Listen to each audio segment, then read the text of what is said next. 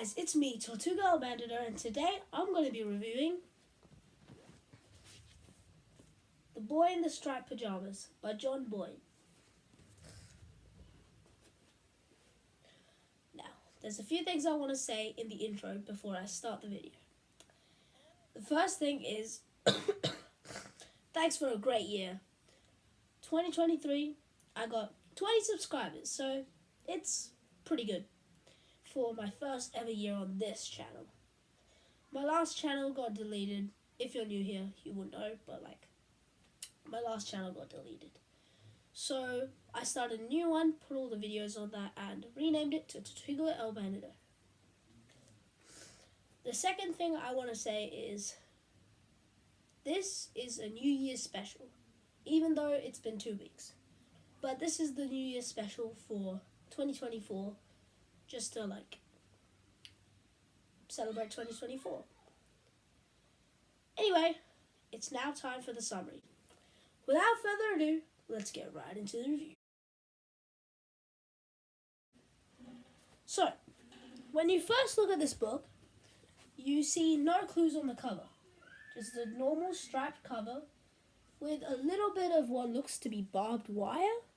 Interesting. And in fact, on the back, it does say in the blurb, which I will read out, the story of the boy in the striped pajamas is very difficult to describe. Usually we give some clues about the book on the cover, but in this case, we think it is important that you start reading without knowing what it is about. So, obviously they don't want us to know.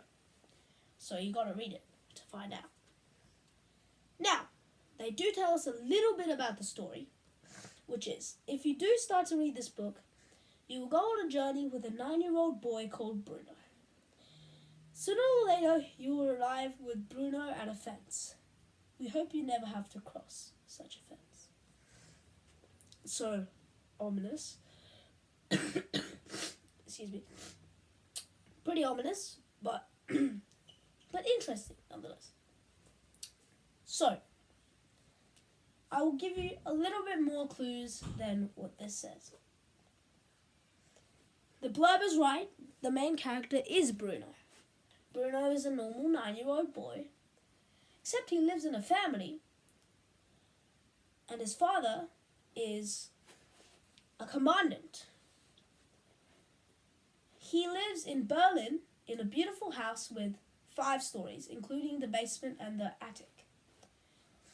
One day, the Führer, Hitler, comes to their house and has dinner.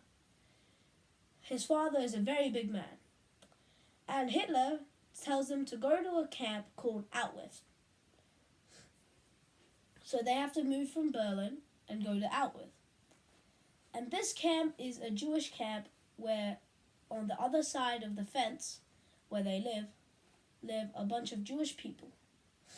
So Bruno wants to cross this fence, wants to see what the fence is about.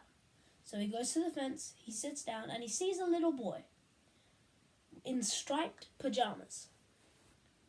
So he talks to the boy, and the boy answers in German, which he is surprised because later the boy says that he's actually Polish. So Bruno starts talking to him every day since he has no friends. He goes to the fence, talks to the boy, and comes back. The boy's name is Shmuel. One day, Bruno finds out that he is leaving. He's leaving and going back to Berlin. So he goes back to the fence, he goes to the boy, he says goodbye. Can't really say much more about it, but Bruno doesn't just leave. Something happens. The last chapter is probably the saddest ending I've ever read in a book. So there's a warning. Now for the age rating and Tortuga points.